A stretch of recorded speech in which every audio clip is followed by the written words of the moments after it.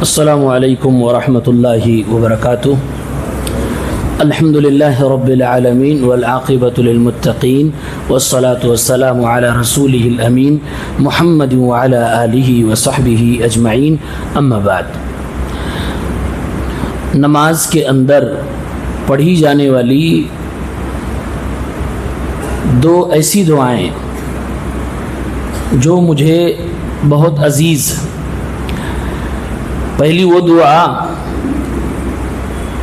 جو دونوں سجدوں کے درمیان پڑھی جاتی ہے، دونوں سجدوں کے بیچ میں پڑھی جانے والی دعا۔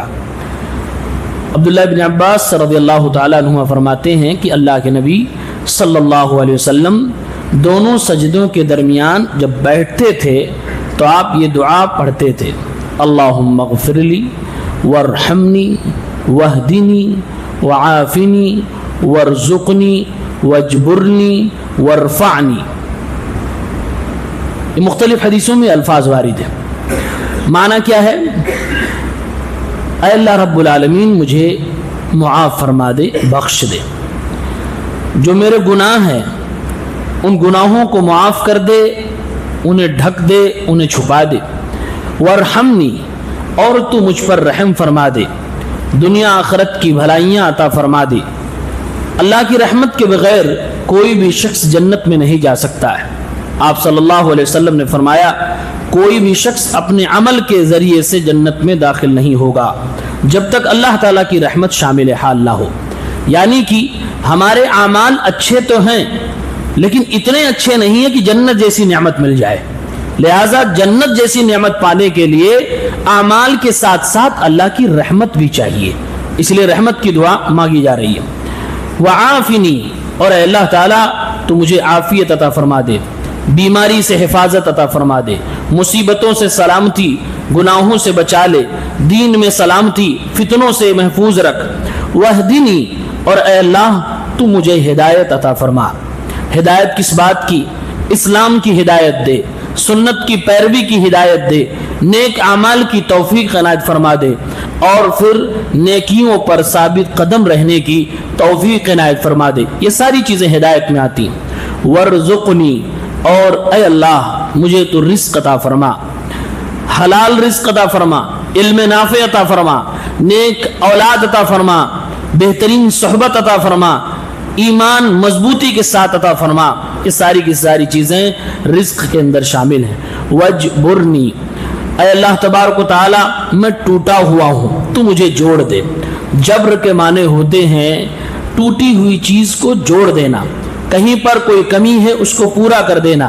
بندہ اللہ سے دعا کر رہا ہے، اے اللہ میں ٹوٹ چکا ہوں، میں ایسے ٹوٹ چکا ہوں جیسے ہڈیاں ٹوٹ جاتی ہیں، اسے پلاسٹر کر کے جوڑا جاتا ہے۔ اے میرے مولا میرے ٹوٹے ہوئے دل کو جوڑ دے، مجھے میرے بکھرے ہوئے شریر کو تو تندرستی عطا فرما دے، میرے ٹوٹے ہوئے من کو تو مضبوطی عطا فرما دے۔ اے اللہ میں کمزور ہوں، مجھے قوت عطا فرما دے، میرے اندر ہزاروں کمیاں ہیں، میرے ایمان میں کمیاں ہیں، میرے دین میں کمیاں ہیں۔ اے اللہ ان کمیوں کو دور کر کے ہمیں تو مکمل دین پہ چلنے والا بنا دے۔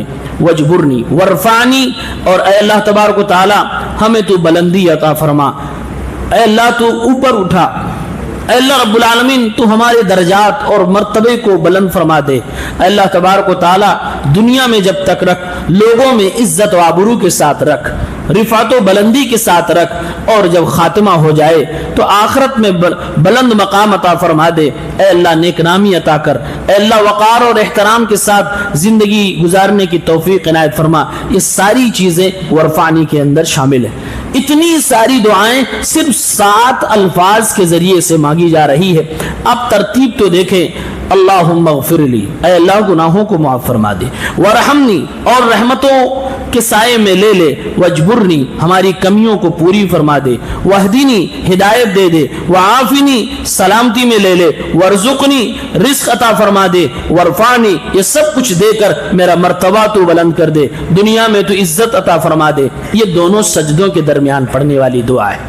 اللہ کے نبی صلی اللہ علیہ وسلم پڑھتے تھے. اور ایک دوسری حدیث میں ہے کہ آپ صرف کہتے اللہم اغفر لی، اللہم اغفر لی، اے اللہ مجھے بخش دے، اے اللہ مجھے بخش دے. لہٰذا دونوں سجدوں کے درمیان کی اس دعا کو، جو انتہائی قیمتی دعا ہے، بہت ساری دعاؤں کا یہ خلاصہ ہے، اس دعا کو مس نہ کریں اور جلد بازی کے چکر میں اپنی اس دعا کو ضائع نہ کریں. ضرور یہ دعا مانگا کریں. یہ دونوں سجدوں کے درمیان بیٹھتے وقت دعا مانگی جاتی ہے. دوسری دعا جو بہت محبوب ہے، سلام پھیرنے کے بعد ہم اور آپ کیا دعا مانگتے ہیں؟ اللہم اعنی علی ذکرک و شکرک و حسن عبادتک. اے اللہ تو میری مدد فرما کہ میں تیرا ذکر کر سکوں. اے اللہ تو میری مدد فرما کہ میں تیرا شکر ادا کر سکوں. تو میری مدد فرما کہ تیری عبادت اچھے طریقے سے کر سکوں. نماز کے بعد اللہ سے مدد اس لیے مانگ رہے ہیں کہ اے اللہ نماز اور اچھے سے پڑھ سکوں، اے اللہ اور اخلاص سے پڑھ سکوں. اے اللہ تبارک و تعالیٰ تو اگر مدد نہ کرے تو نماز میں صحیح ڈھنگ سے نہیں پڑھ سکتا. یہ ہر نماز کے بعد دعا مانگی جا رہی ہے. اور بعض صحابہ کرام، بعض علماء کہتے ہیں یہ سلام پھیرنے سے پہلے تشہد کی دعاؤں میں ہے، اور بعض نے اس کو تشہد کے بعد شامل کیا. بہرحال نماز کی دعاؤں میں سے ہے. تو یہ دونوں دعائیں مجھے بڑی عزیز ترین ہیں، اور خصوصاً اس کے معنی کو اگر آپ کو جانکاری ہے تو نماز میں یہ دعائیں مانگیں گے تو الگ آپ کو سکون میسر ہوگا کہ آپ نے اللہ سے کیا مانگا ہے. تو یہ چیزیں مانگنی چاہیے. اللہ تعالیٰ ہم سب کو اس کی توفیق دے. سبحانک اللہم ربنا و بحمدک اشہد ان لا الہ الا انت استغفرک و اتوب الیک.